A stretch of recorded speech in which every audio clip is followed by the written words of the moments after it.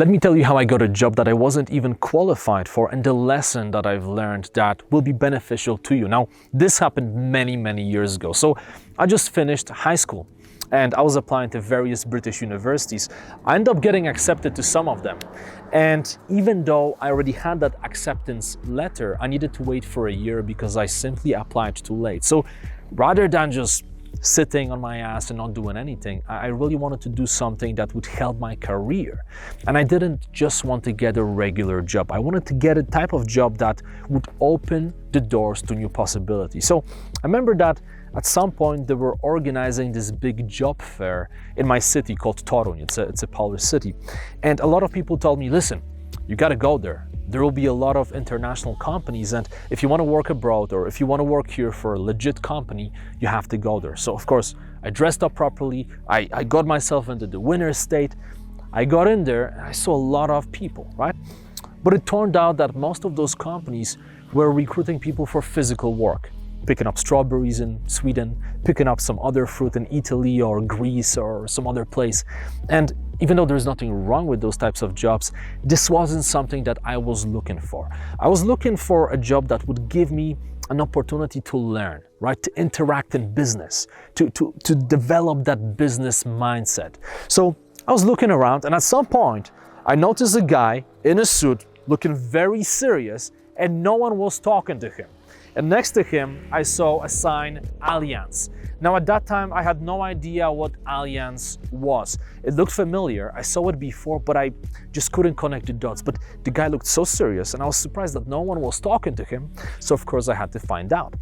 So I went in there, I introduced myself, we started talking.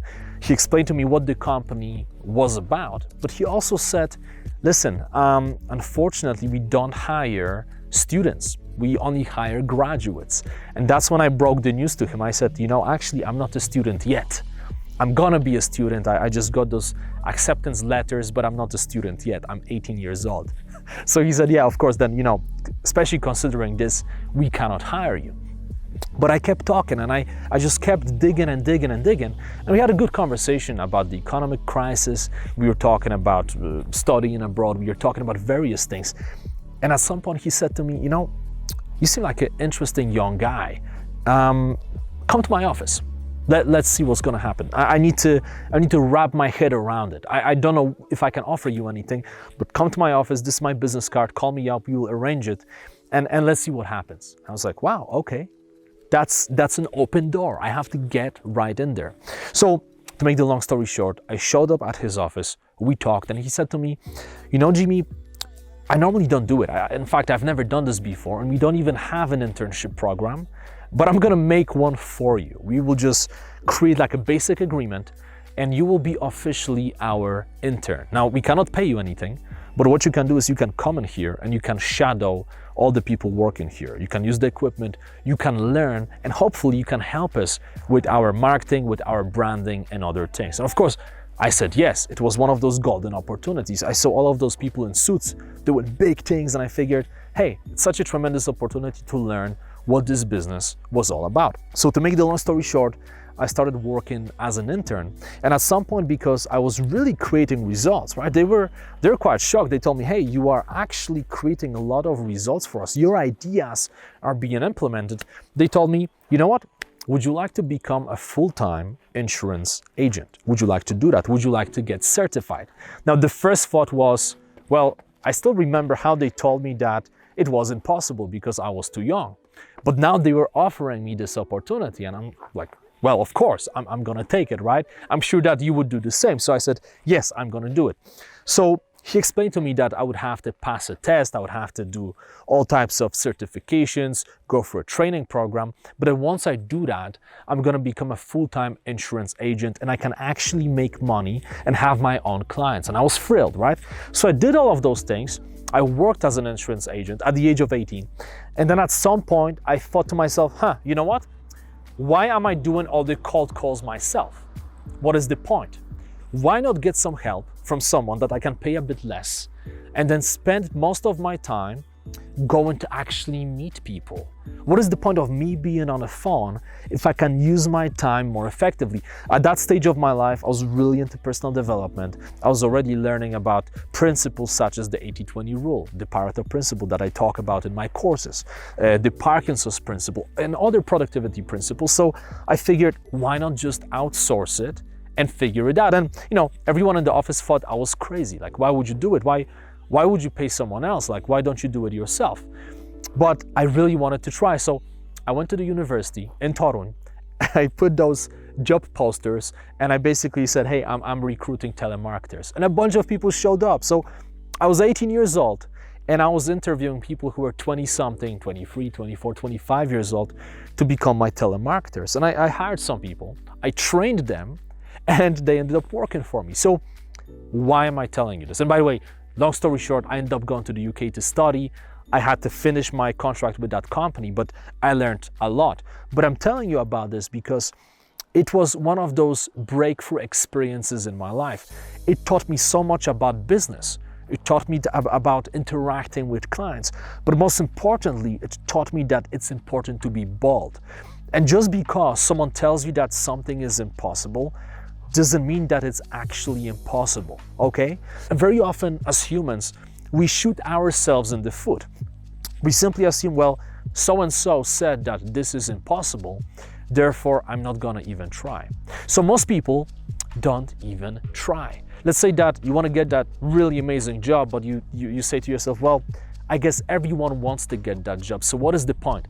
I'm not gonna get it anyway. There are like thousands of applicants. But the tricky thing is that if everyone is thinking like this, then no one is applying. And this is actually what happens a lot, It's like this pre-selection that happens where people assume that they will never win and therefore there is less competition. So sometimes in life what happens is that there's less competition for the bigger goals. It's crazy how it works, but really there is less competition for the bigger goals. And I'm telling you this not just in the context of building your career, finding a job or building a business, but in the context of life in general. It is important to have bold goals, and it is important to just push through even though something feels impossible. Now, of course, there is a limit, right? You shouldn't be jumping off a cliff without a parachute. You don't want to do that. But I feel like we are so quick to assume that something will not work out that we end up shooting ourselves in the foot so many times in our lives. And this story was just a great lesson for me, for my entire life, that if I want something, if I really truly believe that something can be beneficial to me, even when someone tells me that it's not attainable, it doesn't matter. Let me try a bit harder. Let me figure out a different strategy. Let me try to figure out a different angle. So later on in life, when I built my first online business, I started working with a movie crew. And I couldn't pay them. I just didn't have enough money to pay them. I just quit a startup job and I had some savings, but not a lot. And I just couldn't afford to pay them for all of their sessions. I think I could afford just a couple of sessions. So at some point, we made a deal. And I said, listen, since I cannot pay you, why don't we do it in a different way? Why don't we gamble a little bit? And maybe we will all get rich. And the idea was that rather than paying them regular money, I would give them a percentage of my profits. And they said yes. They were gamblers. They said, you know what? We believe in your message. We like what you are doing. We feel like there is a lot of potential in this. Let's play. Let's see what happens. Let's go after it. So that's what we did. And over the last 8 years, I've been building video courses all over the world, and they still keep getting money from that percentage they got initially. But again, I don't think I would be able to come up with that if I didn't have those previous experiences, like the one in Allianz, where I learned that you have to think outside the box, that you cannot accept no for an answer, that when one strategy doesn't work, it doesn't matter, you just give up. No, you find another one, and there are plenty of strategies. You just have to open up your mind to them. Hope this video is helpful. I hope that it's some great food for thought. I'm gonna finish now because you cannot see it, but flies are eating me alive. They're those tiny flies, and I've been trying really not to scratch myself during this video, But this is, by the way, how things sometimes work. I'm on the La Palma Island. It's a beautiful island. But as we are filming those shots, you see a beautiful sunset and all the views. You cannot see the flies and they're killing us. So have a great day. I'm gonna catch you soon. If you enjoyed the video, post a comment, share it with your friends. Let me know what you think. Speak soon.